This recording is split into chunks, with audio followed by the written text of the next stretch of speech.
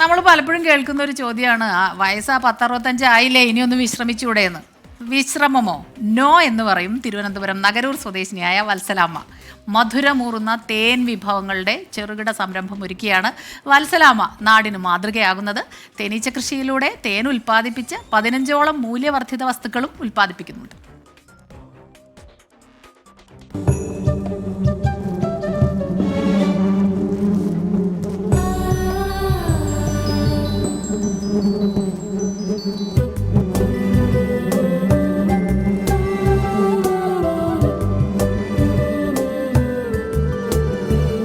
വീടിനോട് ചേർന്ന പറമ്പിലാണ് വത്സലാമ്മയുടെ തേനീച്ച കൃഷി. 10 വർഷമായി തേനീച്ചകൾക്കൊപ്പം കൂടുകൂട്ടിയിട്ട് പലവട്ടം പരാജയപ്പെട്ടിട്ടും വിട്ടുകൊടുത്തില്ല. തേനീച്ചയുടെ കുത്തേറ്റ് ഇപ്പോ പാകപ്പെട്ടെന്ന് പറയും വത്സലാമ്മ. തേനീച്ച വളർത്തലിന് ഹോർട്ടികോപ്പിൻ്റെ ക്ലാസ് തന്നെ ആദ്യമായിട്ട് തന്നത്. അപ്പോൾ ഞാൻ അറിഞ്ഞുകൂടാതെ ആദ്യം ഒരു 10 വെട്ടിയങ്ങ് എടുത്ത് 10 വെട്ടിയെടുത്ത് ആവശ്യമുള്ള കുത്തും കെട്ടി പരാജയപ്പെട്ട് പിറ്റേ വർഷമായപ്പോൾ ഒന്നുമില്ല. പിന്നെ പെട്ടിയുള്ളത് കൊണ്ട് ഞാൻ കൊണ്ട് ഈച്ച മാത്രം വാങ്ങിച്ച് അങ്ങനെ വീണ്ടും തുടങ്ങി. അങ്ങനെ 1-2 വർഷം ഇങ്ങനെ ഈച്ച മാത്രം വാങ്ങിപ്പൊക്കെ നടന്ന് പിന്നെ എനിക്ക് തോന്നി അത് പറ്റില്ലല്ലേ, ഇതാണ് ഏറ്റവും നല്ലത്. കൊത്ത് കിട്ടിയാലും കുഴപ്പമില്ല, നമുക്ക് ആരെയും ഡിപ്പെൻഡ് ചെയ്യണ്ടല്ലോ. അങ്ങനെ തന്നെത്താനെ എന്നെ പുകയടിച്ച് തന്നെത്താനെ എടുക്കാനൊക്കെ പഠിച്ചപ്പോഴത്തേക്ക് പിന്നെ എനിക്ക് കുഴപ്പമില്ലെന്ന് തോന്നി. പിന്നെ ഞാൻ ഈച്ച മാത്രം വാങ്ങിച്ചിട്ടില്ല, പിന്നെ പെട്ടി സ്പ്ലിറ്റ് ചെയ്ത് പെട്ടി കൊടുക്കും, തേനും കൊടുക്കും. അങ്ങനെ ഹോർട്ടികോർപ്പിന്റെ ഒരു ക്യാമ്പിനു ശേഷമാണ് തേനിൽ നിന്ന് വ്യത്യസ്ത തരം ഉൽപ്പന്നങ്ങൾ ഉണ്ടാക്കാമെന്ന ആശയം രൂപപ്പെടുന്നത്. 3 വർഷമായി തേനിൽ നിന്ന് മൂല്യവർദ്ധിത വസ്തുക്കൾ ഉണ്ടാക്കുന്നു. തേൻ സംസ്കരിച്ചെടുത്ത് വിവിധ ഫ്ലേവറുകൾ ചേർത്താണ് വിഭവങ്ങൾ നിർമ്മിക്കുന്നത്. കാന്താരി, ഇഞ്ചി, മഞ്ഞൾ, വെളുത്തുള്ളി, മാതളം, ബ്രഹ്മി തുടങ്ങി 15ഓളം വരുന്ന ഔഷധ ഫലങ്ങളുടെ സത്ത് തേനിൽ ചേർത്താണ് ആയിരവല്ലി പ്രോഡക്ട്സ് എന്ന പേരിൽ വിഭവങ്ങൾ ഉണ്ടാക്കുന്നത്. ഒരു 12-15 ഐറ്റം ഉണ്ടായിരുന്നു.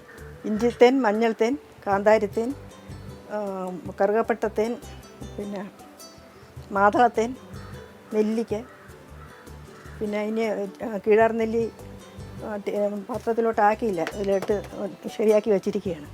പിന്നെ ഞവരയും തുളസിയെല്ലാം ഇട്ട് വച്ചിരിക്കുന്നു, ഇതിലോട്ടാക്കിയില്ല. ഇത് മുന്തിരി, അത്തി, കിവിയുണ്ടല്ലോ, ഇത് താമര. ഇതിനു പുറമെ തേൻകൂടിൽ നിന്ന് ശേഖരിക്കുന്ന മെഴുകുപയോഗിച്ച് soap, face pack, pain balm തുടങ്ങിയവയും നിർമ്മിക്കുന്നു. ഇത് പെയിൻ ബാം എന്ന് പറയുമ്പോഴത്തേക്ക് നമുക്ക് ഈ സാധാരണ ടൈഗർ ബാമിൻ്റെ സൈഡ് എഫക്റ്റ് ഒന്നും ഇല്ലാതെ തേനീച്ച മെഴുകിന്ന്, അതായത് തേനീച്ച അട, നമ്മൾ അതിൽ കണ്ട അടയുണ്ടല്ലേ, അത് ഇന്ന് മാറ്റേണ്ടി വരും ചില സമയങ്ങളിൽ അട. അതിനെ എടുത്ത് പ്രോസസ്സ് ചെയ്ത് മെഴുകാക്കിയിട്ട് ആ മെഴുകിൽ ബാക്കി സാധനങ്ങൾ ചില ഇതിലാണെങ്കിൽ പച്ചക്കർപ്പൂരം, കുന്തിരിക്കം, പുൽത്തൈല, യൂക്കാലി, ഇതെല്ലാം കൂടെ 4-5 ഐറ്റം ചേർത്ത് മെഴുകും വെളിച്ചെണ്ണയും ചേർത്താണ് പെയിൻ ബാം ഉണ്ടാക്കുന്നത്. ഇതെന്ന് പറയുമ്പോഴത്തേക്ക് നമുക്ക് തീപ്പൊള്ളൽ, പിന്നെ ബ്യൂട്ടിക്ക് രാത്രി മുഖത്ത് അപ്ലൈ ചെയ്ത് കിടന്ന കഴുകി കളയൊന്നും വേണ്ട, വെയിൽ കൊള്ളാൻ പാടില്ല. അവർ സ്ഥിരമായിട്ട് ചെയ്താൽ മുഖത്തിന് വ്യത്യാസം വരും. നിർമ്മിക്കുന്നവ യഥാസമയം വിറ്റുപോയില്ലെങ്കിൽ നഷ്ടം വരും. ചിലവിനൊത്തൊരു വരുമാനം ഇല്ലെന്ന് തന്നെ പറയാം. ചിലവ് ലാഭം കുറഞ്ഞാലും മൂവ്മെൻ്റ് ഉണ്ടെങ്കിൽ നമുക്ക് കുഴപ്പമില്ലായിരുന്നു. മാർക്കറ്റിംഗ് ഉണ്ടെങ്കിൽ എനിക്ക് ചെയ്യാൻ വളരെ ഇഷ്ടമുള്ള ഒരു കാര്യമാണ്.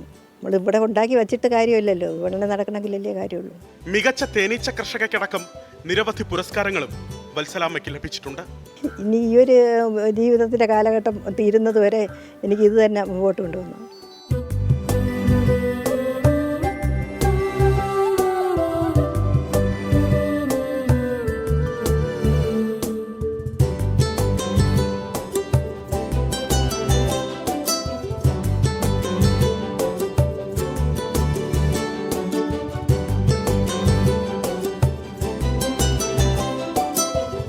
വിപിൻ വേളിക്കൊപ്പം അലക്സ് റാം മുഹമ്മദ്, 24 തിരുവനന്തപുരം.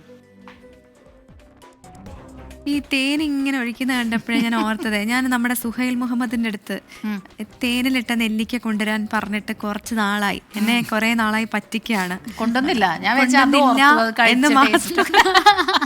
എനിക്ക് ഇന്ന് കൊണ്ടുവരാം, നാളെ കൊണ്ടുവരാം, മറ്റന്നാൾ കൊണ്ടുവരാം എന്നൊക്കെ പറഞ്ഞിട്ട് കുറെ നാളായിട്ട് പറ്റിക്കുന്നു. അപ്പൊ ഇനിയെങ്കിലും ഇത് കൊണ്ടുവരൂ എന്നൊന്ന് ഓർമ്മിക്കണം. എന്തായാലും വത്സലാമ്മ പൊള്ളിയല്ലേ. ഈ പറഞ്ഞതുപോലെ ഒരു പ്രായം കഴിഞ്ഞിട്ടുണ്ടെങ്കിൽ എനിക്ക് വയ്യാന്ന് പറഞ്ഞിട്ട് കുറവാണ് കേട്ടോ ശരിക്കും. അതെ, അപ്പൊ വത്സലാമ്മ നമുക്ക് എല്ലാവർക്കും സന്തോഷമായി. വത്സലാമ്മയ്ക്ക് എല്ലാ വിധത്തിലുള്ള ആശംസകളും. ഇനിയും ഒരുപാട് എനർജറ്റിക് ആയിട്ട് അങ്ങനെ മുന്നോട്ട് പോട്ടെ. Age is just A number, അത് പ്രത്യേകിച്ച് പറയേണ്ടിയിരിക്കുന്നു.